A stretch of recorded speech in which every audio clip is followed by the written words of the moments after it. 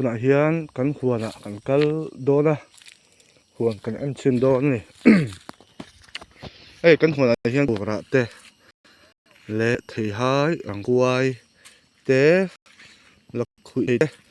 le chi tlem zawng kan dah ve a benah hian an cover ve ka dua an chin dawn ani nge lo an enang atlang pui thun rangkhuai hi June July hi a hmun hun ani a tin rangkhuai theihai kan hriat tur pakhat chu rangkhuai hi a kungah hmin theilo ani a hmin theilo kan tiawm zia chu a kunga hmin khan a hmawrah nget a awm a chu chuan a ta che thin a chuan arah hi a lo changa a hnun bul hi a lo eng tan chuan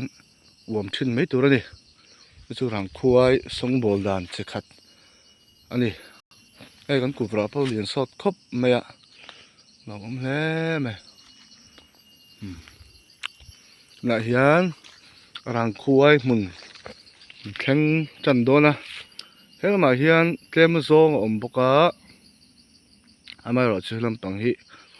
tlemin an la ngau deuh a an rah lo ani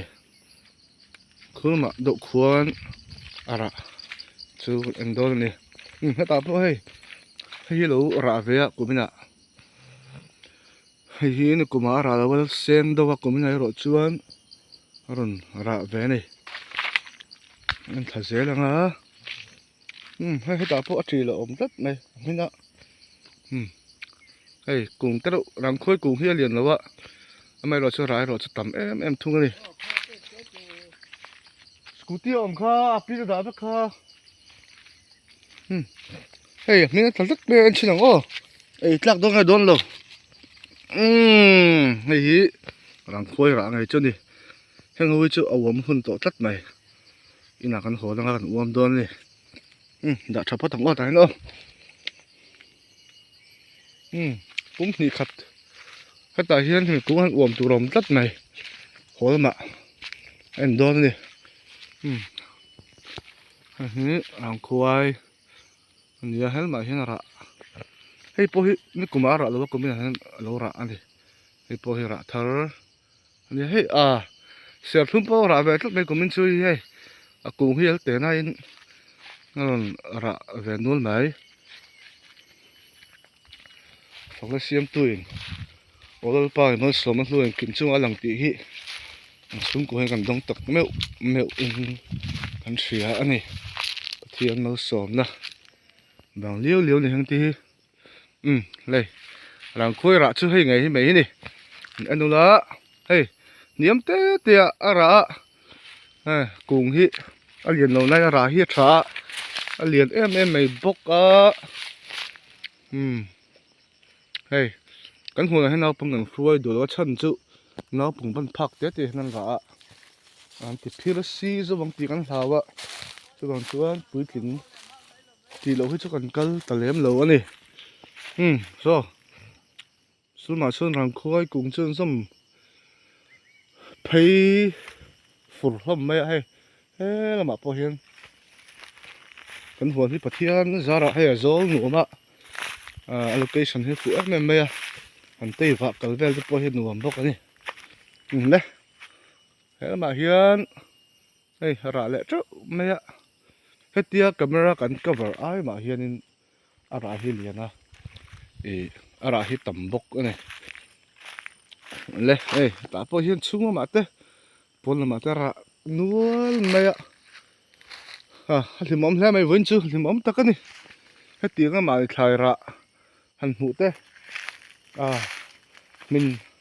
rah a lo chhuwa an hmin te hi nun hi a hlim a a nuam em em mai ni hei a rah hnem em em hang ti hi hetia cover ai mah hianin a live a hmuh hianin a rah tam ani hei ka pui hi ban hla lo phun thar nuam tak tur ni ka kal hnungah ka hmu ngai tlat lo le hetah pawh hei sawm dawn mai tang khat tereuh te na rah le mai a khaka sawi kha hnungmah pawh hian cover a hmalama kan lak ai mah hian hnunglam atang hianin rinai hian an lo tam thin a hei pawh hnung lampang a rah vek kha ni hei hi hei po hi du kuma ara tlo ni kuma khana ra amai ro chu panga pol ku vela ara a kumina chu nei ra hnem khop mai hi rin ain thổ xí tắm nó tục ạ hiệt mượn mượn rằng mai lẽ hey poi đi cũng ra lầu bốc ha nè hey mình là chuan pum sầm nị về cho nên à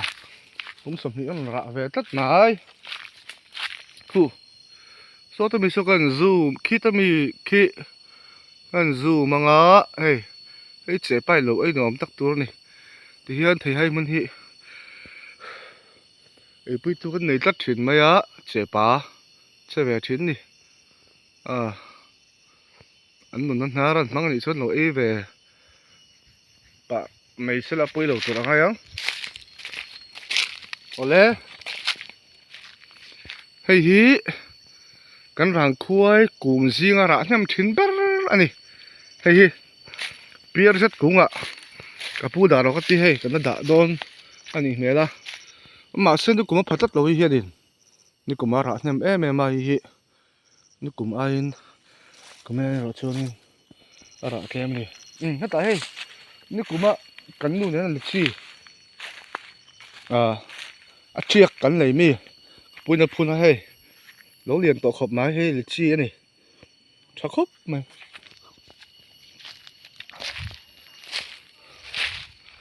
hay ha bên chữ phun là phải bốc á sam phải thì mà nè nôm em mấy nè bên chữ